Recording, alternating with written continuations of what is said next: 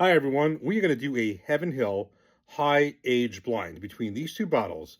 This Elijah Craig single barrel 15-year, fabulous bottle that I just got and reviewed. Absolutely love this bottle. This is absolutely pristine. And this Evan Williams Red Label 12-year, 101 proof. This bottle I got at the Kentucky Bourbon Festival. Now, on paper, these two bottles are around the same price, give or take. However, at the Kentucky Bourbon Festival, this was like a one-time deal because you get this only in, I think, Japan at the distillery itself. This was at the Heaven Hill Experience booth at the Kentucky Bourbon Festival. I believe this was $150. I would never pay for this normally for an Evan Williams product, just me, but I figured it was a one-time deal. That's what I paid for a 12-year. I paid less for this 15-year. On paper, this is 150 MSRP. Got this for $20 less. So paid more for the 12-year than the 15-year.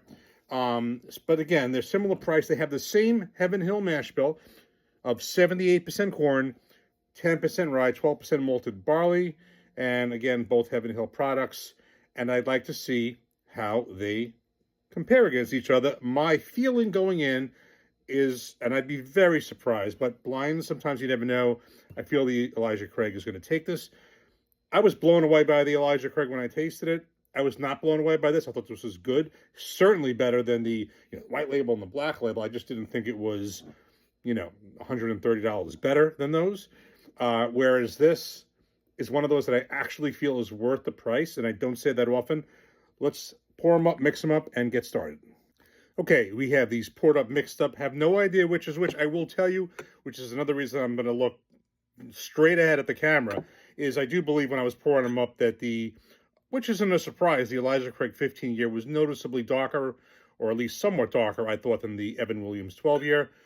So let's get started. I'm just going to give each a nose.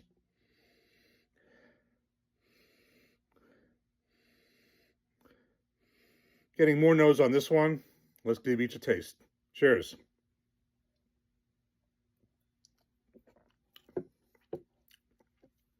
Cheers.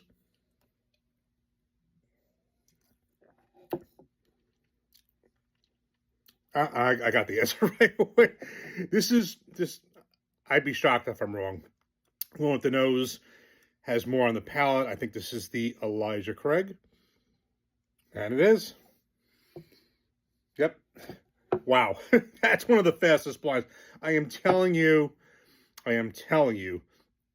this, let me just put these glasses down for a second.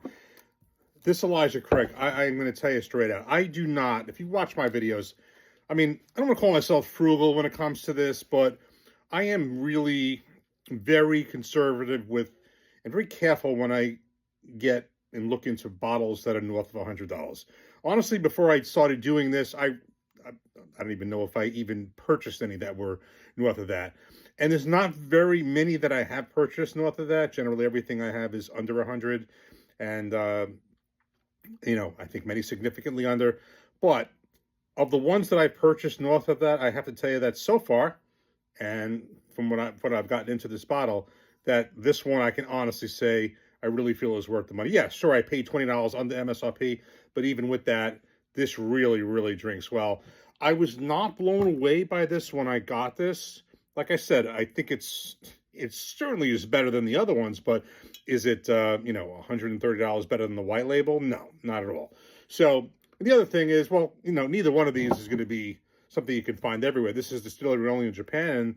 And, this I happen to get right now, but I've been searching for a while, and who knows how easy it'll be to get going forward. But I will tell you, the only reason I did blind this is because A, they're Heaven Hill products, and B, they were about the same price. But this extra 3 years on this Heaven Hill Elijah Craig single barrel 15, I am telling you, this is the deal. If you can find it, I would definitely recommend grabbing it at MSRP or less. Cheers.